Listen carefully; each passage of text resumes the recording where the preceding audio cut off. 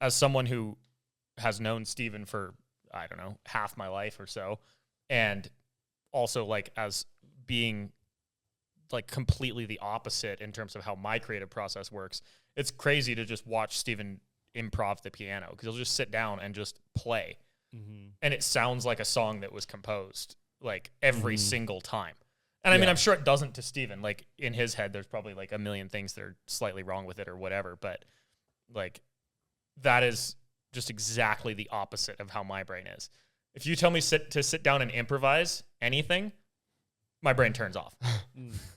Gone. Yeah. Nothing. Well, like editing for you for so many years, there's so many time lapses where you're kind of like doing this with your beard and just like hours, just like, especially like things like complicated, like the chopper, you're just like, like, not necessarily measuring things, writing things down. Like you can just tell the gear is like, churning it out in your head. Yeah. Ethan has this ability to like visualize a whole thing, mechanical components, how big it has to be, like what materials to make it out of, all of that stuff before you even really like start working on something. And then when Will's building something, it's more like an improvisational piano piece. Yeah, exactly. It's like weld it on, like with the double go-kart, weld the shift linkage bracket upside down without thinking about the clearance issues. Yeah, I didn't think about or that put at the all. Gas pedal on the wrong side on the foot. When you okay, the 24-hour challenge was a little interesting. But. No, but the point is like,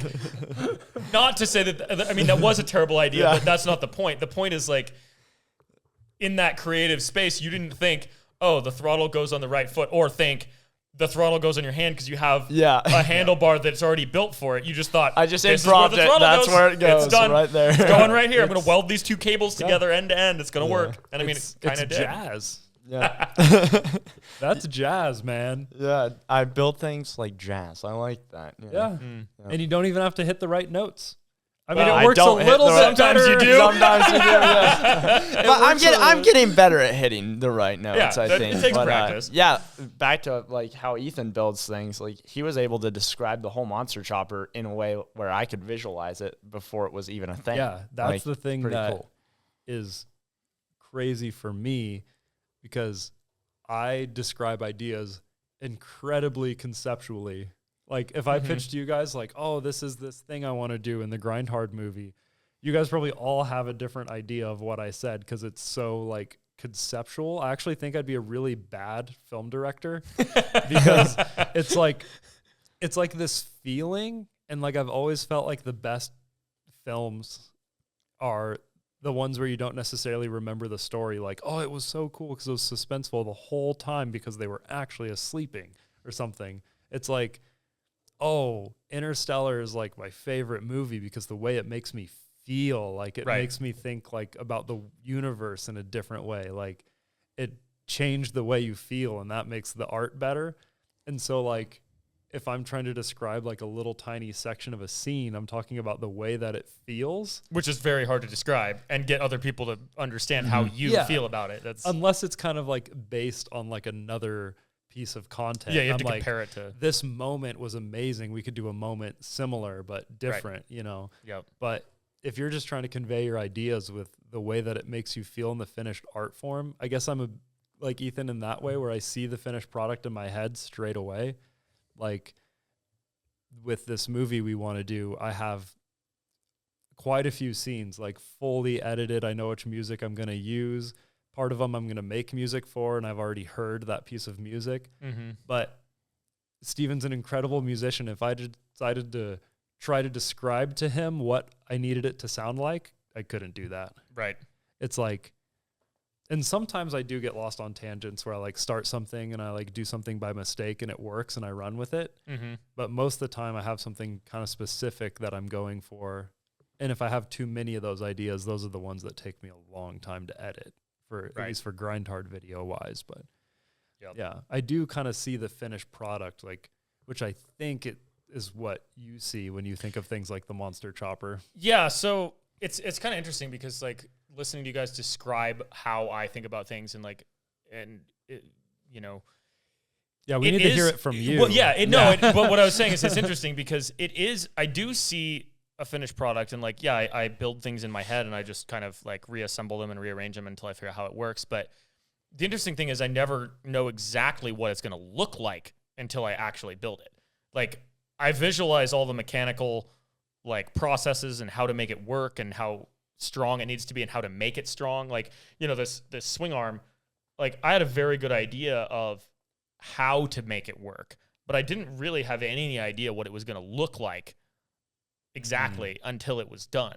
Like, it's kind of a combination of those two things, like to figure out if it's possible, and the overall image of what this chopper was. I had a very good idea of what I wanted it to be, but that's an overall kind of more like you were talking about, a feeling, how it makes you feel, like, rather than every detail. Like, I didn't have every detail of what each part of the swing arm was going to look like, or you know, exact scales of everything. I just knew that I wanted it to be, you know, very asymmetrical. So like one side has all the mechanical parts on it, and the other side you just see the wheels. And like the idea being, of course, that the whole chopper is, but the tires are so big, it's, you know, lower than, anyway, I don't.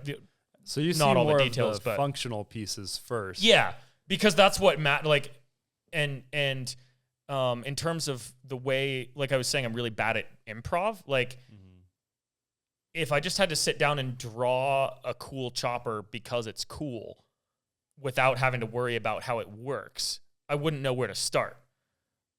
But if I have a conceptual, like if I have a problem to solve mechanically, I start with that and then work outward. So it's like, okay, what does it have to be to work?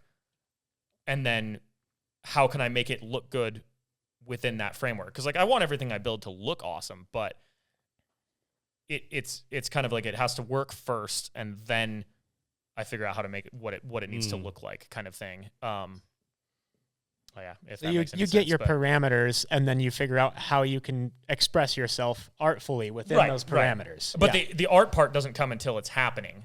The conceptual creative process, like of designing it, where I'm like, you know, explaining it to you guys, like, oh, it's going to be like this and like this. I have an overall idea of like, oh, it'd look really cool if there was, you know, a chopper with these tires, or, you know, a Power Wheels with this body, and then, you know, something like a Power Wheels is easy visually because it's already, you know, a shape that you're starting with. But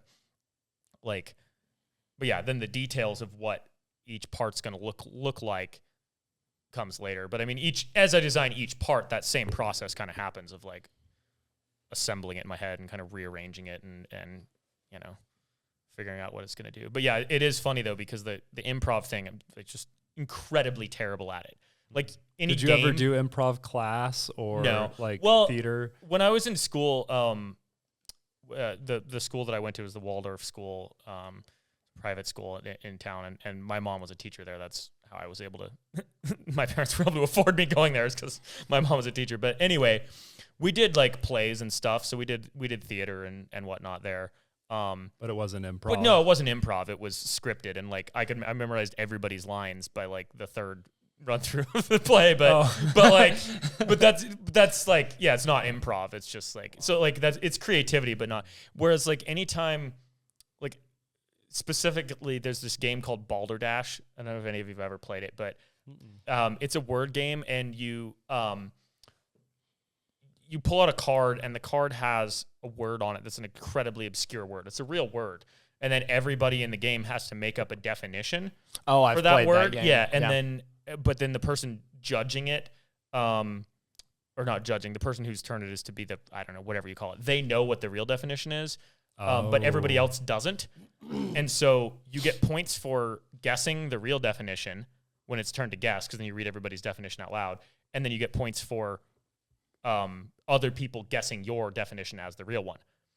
I could never play, like I was just completely terrible at that game. The only way I could ever come up with anything is to just hear the word and think of, like, take apart the word into syllables and think of what those syllables sounded like, and then just write a description based on that, which is the worst way to play that, because then everybody knows they know that, because they can hear it in, they hear the word and they're like, oh, it's obviously that. That's the only way I could ever play that game, because improv just straight out the window. Give me a blank piece of paper and say, do art.